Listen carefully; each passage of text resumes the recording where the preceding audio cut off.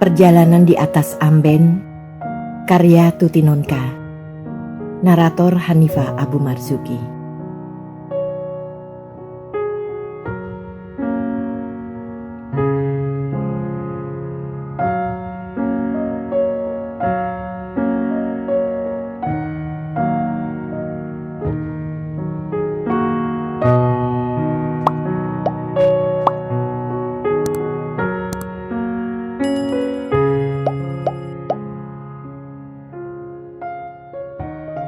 Ayah membeli rumah ini 7 tahun yang lalu dari seorang pedagang Banjar. Menghadap jalan besar, rumah kami terselip di antara deretan toko. Tidak ada jalan atau gang di dekat rumah yang menghubungkan deretan toko dengan perkampungan miskin di belakang. Itulah sebabnya aku hampir-hampir tak kenal siapa keluarga yang menempati pondok di belakang rumah ini, di mana setiap orang sibuk dengan urusan sendiri-sendiri, hampir mustahilah berkunjung ke tetangga jika tidak ada keperluan. Hanya sering kudengar suara-suara keras, suara orang bertengkar, saling melempar caci maki, ataupun suara panci berkelonteng dilemparkan. Kesempatan mengenal penghuni gubuk itu kudapat ketika suatu kali baju yang kujemur di pagar kasa diterbangkan angin hingga jatuh keluar tembok belakang. Maka berjalanlah aku sekian ratus meter mengitari deretan toko sebelum menemukan gang kecil yang menghubungkan jalan raya dengan perkampungan di belakang. Lalu kutemukan pondok itu jauh lebih buruk dari yang selalu terlihat dari atas, dari teras tempat menjemur cucian. Dinding gedeknya sudah tua dan rapuh, dan tiang-tiang penyangganya membentuk sudut beberapa derajat dari arah tegak yang seharusnya. Ambang pintu dan gentingnya begitu rendah, sehingga orang yang bertinggi tubuh lebih dari 170 harus membungkuk agar kepalanya selamat. Ada 3 keluarga yang menghuni gubuk itu. Suami istri Suto yang sudah tua, anak lelaki mereka yang sudah berbini dan beranak 2, anak perempuan Suto dengan suami dan seorang anak. Total ada 9 nyawa berlindung di bawah atap miring itu. Tak heran jika begitu sering terdengar suara ribut orang bertengkar, sebab rupanya semua penghuni memang suka adu mulut. Antara Mbok Suto dengan menantu perempuan, antara anak perempuan dengan suaminya, antara menantu perempuan dengan anak perempuan, dan anak-anak kecil jadi ikut pandai berteriak. Yang sungguh-sungguh tak pernah kusangka, ternyata Mbok Suto sudah 15 tahun menderita kelumpuhan dan terus-menerus berbaring di dalam rumah. Aku terkejut bercampur iba dan ngeri ketika melihatnya. Terlalu lama tidak berfungsi menyebabkan tangan dan kakinya mengalami atrofi. Waktu aku menengok ke ambennya yang dialas plastik biru, tubuhnya diselimuti kain hingga ke dada. Tetapi dari tonjolan yang terlihat, aku sungguh terkejut menampak betapa pendeknya tubuh itu, seolah-olah hanya sampai ke pangkal paha. Siwal, anak perempuannya, mengatakan kaki Mbok Suto sudah menyusut, terlipat kaku dan tidak bisa diluruskan lagi, sehingga tubuhnya kelihatan sangat pendek. Begitu juga rangkaian tulang terbungkus kulit yang dahulu bernama lengan, kini tertekuk ke dada, kaku tidak bisa digerakkan. Rambutnya dipotong pendek, tumbuh jarang-jarang sepanjang 2 senti. Wajahnya pucat pasi, tertarik ke sana kemari, mengekspresikan penderitaan yang sangat dan menahun. Matanya keruh berwarna kelabu, selalu basah oleh cairan. Anehnya, pendengaran dan suaranya masih begitu kuat. Rasanya wajarlah kalau aku tak pernah menyangka suara keras dari balik tembok itu datang dari tubuh serapuh ini.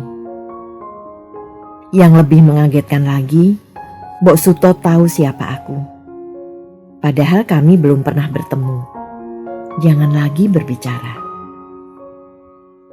"Ini Den Nganten Yanti bukan?"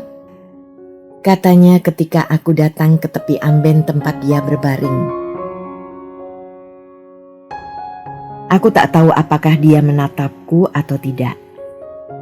Arah pandangannya begitu sukar ditebak.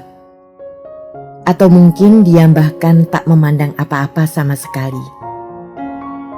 "Ya Mbok, dari mana Mbok tahu saya?"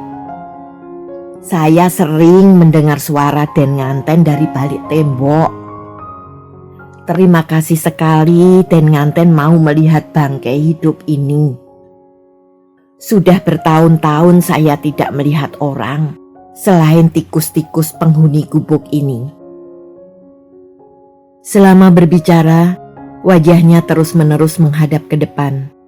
Rupanya memang tak bisa lagi digerak-gerakan. Mbok harus bersyukur dikaruniai umur panjang oleh Tuhan." Aku mencoba menghibur. "Umur panjang?" Aku begitu kaget mendengar lengkingannya sehingga hampir-hampir melompat keluar. "Saya akan bersyukur kalau cepat-cepat mati saja. Saya sudah bosan hidup, bosan menanggung penderitaan seperti ini." Dari mata yang kelabu keruh itu menetes butir-butir air. Aku kebingungan, merasa bersalah mengingatkan dia pada penderitaannya, sekaligus takut melihat betapa tiba-tiba makhluk ini menjadi begitu beringas. "Omong kosong Tuhan. Tuhan sudah tidak ada. Keadilan sudah tidak ada. Seumur hidup saya jadi kere. Bertahun-tahun saya sakit tidak bisa bergerak. Orang lain hidup enak, berlimpah harta, tidak sakit seperti saya. Saya sudah jenuh berdoa. Tuhan tidak mendengar. Di mana adanya Tuhan?" Di mana adanya Tuhan? Pertanyaan itu selalu menguntitku selama berhari-hari kemudian. Sampai umurku yang ke-24 ini, aku tak pernah berpikir ataupun bertanya di mana adanya Tuhan. Aku bahkan selalu bersyukur bahwa Tuhan senantiasa ada di dekat kami. Tak pernah sekilas pun aku meragukan keagungan dan keadilannya.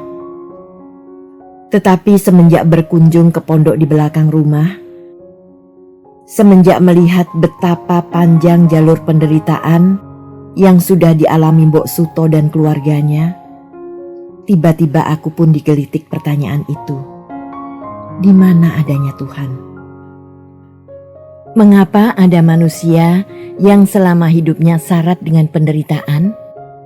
Mengapa ada manusia yang dari lahir hingga mati tak pernah lepas dari kemuliaan? Padahal di antara kedua bibir jurang itu ada yang sama-sama beriman maupun sama tak mengenal Sang Pencipta. Apa maksud yang Kau simpan di balik semua ini, Tuhan? Kalau aku mempunyai 100 boneka, mungkin saja aku iseng memberi yang satu berpakaian bagus dan yang lain berpakaian jelek. Aku boleh saja berbuat nakal sebab aku manusia. Tetapi Engkau kan Tuhan. Masa Engkau akan berbuat sama seperti aku? Jadi memang benar, fakir membuat orang menjadi kafir. Tuhan, kalau begitu jangan berikan kepapaan kepadaku. Aku tidak mau. Betapa berat menjadi orang miskin. Betapa tak tertanggungkan tergantung-gantung di antara hidup dan mati sedemikian lama. Tuhan, kalau aku jadi Engkau, akan kuciptakan surga yang bertingkat-tingkat. Surga paling mulia bagi si penderita yang tetap iman kepadamu. Surga biasa bagi orang kecukupan yang juga beriman. Tetapi ini hanya pikiranku yang picik saja. Maafkanlah, engkau tentu lebih tahu, walau aku tak tahu apa taumu itu. Hampir sepanjang hidupnya, Pak Suto bekerja menarik gerobak sampah. Bersama 2 orang teman senasib, setiap hari mereka bergumul dengan segala sisa yang kotor dan tidak sedap. Anaknya lelaki menjadi buruh bangunan. Suami Siwal tidak ketahuan kerjanya, tetapi sering beredar bisikan pekerjaannya selalu membuat orang lain menderita kerugian dan kesedihan. Siwal selain mengurus suami dan anaknya, juga mengurus mboknya yang sudah tidak bisa menolong diri sendiri lagi. Walau demikian, tidak jarang mereka bertengkar hebat. Kadang-kadang juga terdengar suara tangis yang berkepanjangan dan menyayat hati dari pondok itu. Jeritan seseorang yang putus asa dan tidak tahan menanggung penderitaan. Sejak mengetahui keadaan isi pondok itu, ibu sering mengutusku mengirimkan apa-apa. Biasanya makanan, baik untuk Mbok Suto maupun anak-anaknya.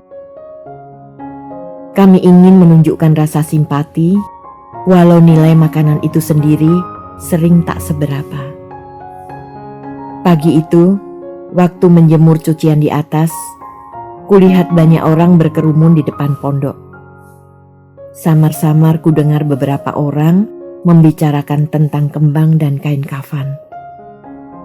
Kembang dan kain kafan? Jadi Mbok Suto sudah meninggal? Cepat-cepat ku selesaikan cucianku, lalu bersama ibu pergi ke perkampungan belakang.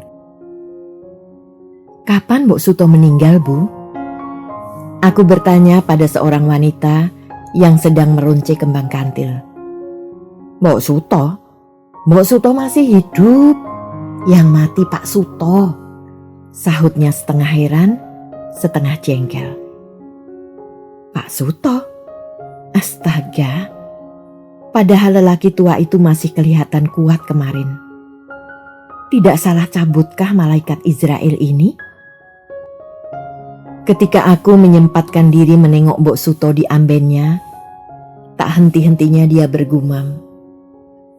Mengapa bukan aku saja? Mengapa bukan aku saja? Begitulah, jenazah Pak Suto dimakamkan dengan sederhana dan apa adanya. Dengan beberapa patah kata pelepasan dari Pak RT, diiringi beberapa gelintir orang, Pak Suto diusung pulang kepadanya. Hanya 3 bulan sesudah kematian Pak Suto, kembali pondok itu diguncang kesedihan. Suatu pagi buta, beberapa orang kampung datang ke rumah untuk meminjam tikar. Ada seripah di pondok belakang. Sekali ini aku yakin, pastilah Mbok Suto yang putus hayat. Sungguh terlalu kalau bukan dia. Siapa lagi yang meninggal, Pak? Ibu bertanya pada orang kampung yang meminjam tikar. Warto, Bu. Kemarin petang jatuh dari bangunan tingkat sewaktu mengangkat semen ke atas. Sudah dibawa ke rumah sakit, tetapi meninggal pukul 1 semalam. Terima kasih pinjaman tikarnya ya, Bu. Sudah diberi tenger. Aku termangu-mangu saja sampai orang itu pergi. Tuhan, kadang-kadang Engkau memang suka bergurau. Suka mempermainkan makhluk-Mu, bukan? Mengapa justru Warto yang muda tegap yang menjadi gantungan hidup seorang perempuan dengan 2 anak? Apa sih ruginya bagimu kalau engkau mengambil emboknya saja yang sudah lama menunggu mati? Tuhan, maafkanlah kalau kadang-kadang aku bingung memikirkan kehendak-Mu. Sesudah 2 kematian itu, pondok di rumah ternyata tidak menjadi reda dari ajang pertengkaran. Sekali ini persoalannya menyangkut biasa, warisan. Tanah yang cuma sepetak itu harus dibagi menjadi 3. Bagian Mbok Suto, bagian Jandawarto, dan bagian untuk Siwal. Pertengkaran mencapai puncaknya pada suatu malam dengan ributnya suara teriakan dan bantingan pintu. Esok harinya, Jandawarto angkat kaki dari pondok itu dengan membawa kedua anaknya pulang ke dusun. Sekarang pondok menjadi lengang. Tinggal Mbok Suto, suami istri Siwal dan seorang anak mereka. Keributan tak lagi meletup-letup seperti dahulu, walau Siwal dan suaminya belum bosan juga bertengkar. Suami Siwal tetap belum tentu kerja. Siwal sesekali datang ke rumah kami, meminjam uang atau minta pepaya mentah untuk sayur. Beberapa waktu roda kehidupan seakan berhenti berputar. Lalu tibalah musibah itu, kematian yang ketiga. Bau kemenyan dibakar mengawang di atas atap pondok, merembet sampai ke dapur kami. Sekali ini aku tak mau lagi menebak siapa yang berpulang. Siapa sajalah. Mungkin Siwal, mungkin suaminya, atau anaknya. Tetapi pasti bukan Mbok Suto. Aku datang sendirian sebab ibu sedang keluar kota. Siapa yang meninggal, Bu? Tanyaku pada orang-orang yang berkerumun di pondok. Mbok Suto, sahut salah seorang dari mereka sambil mengangguk hormat. Dari seluruh pemilik deretan toko, memang hanya akulah yang mau berkentayangan ke perkampungan miskin ini. Aku ingin tertawa, menertawakan diri sendiri yang selalu terkecoh oleh dugaan. Lalu tiba saatnya, aku merasa sedih dan masgul. Sungguh Mbok Suto orang yang paling papa. Di dunia, kemiskinan dan penderitaan membelenggu sepanjang hidupnya. Di alam kekal, dia ditunggu oleh masa pembalasan yang panjang dan berat karena kekafirannya kepada Tuhan. Tetapi Tuhan tentu memiliki kebijaksanaan tersendiri untuk orang-orang seperti ini. Jika seorang hakim saja mempunyai pertimbangan psikologis yang mendasari seseorang berbuat kejahatan sebelum menjatuhkan vonis hukuman, tentu Tuhan juga memiliki hal yang semacam, yang tak terkirakan berapa kali lipat lebih tinggi. Aku bukan mengingkari sifat Tuhan yang tidak sama dengan semua makhluk. Tetapi justru oleh keyakinan hatiku bahwa kalau manusia saja memiliki kebijaksanaan, Tuhan tentu lebih maha bijaksana. Kesulitan hidup rupanya tak henti-henti menggayuti Siwal dan keluarganya. Kehidupan kota terlalu ganas dan tak kenal ampun terhadap orang-orang papa seperti mereka.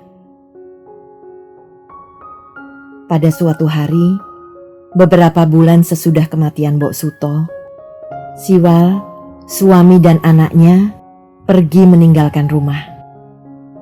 Kepada tetangga kanan kiri, tidak dikatakan mereka akan pergi kemana, hanya pamit mau meneruskan langkah mencari isi perut.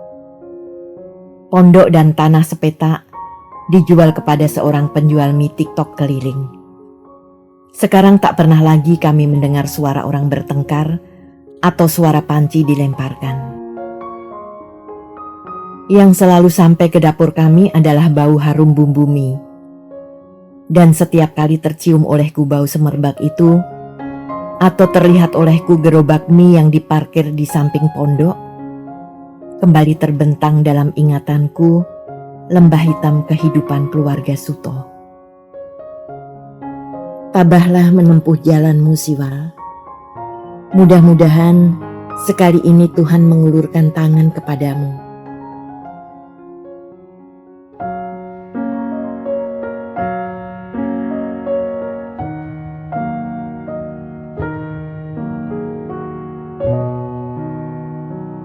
Terima kasih telah menikmati cerita ini. Tuliskan saran atau komentar di bawah untuk memperbaiki channel ini.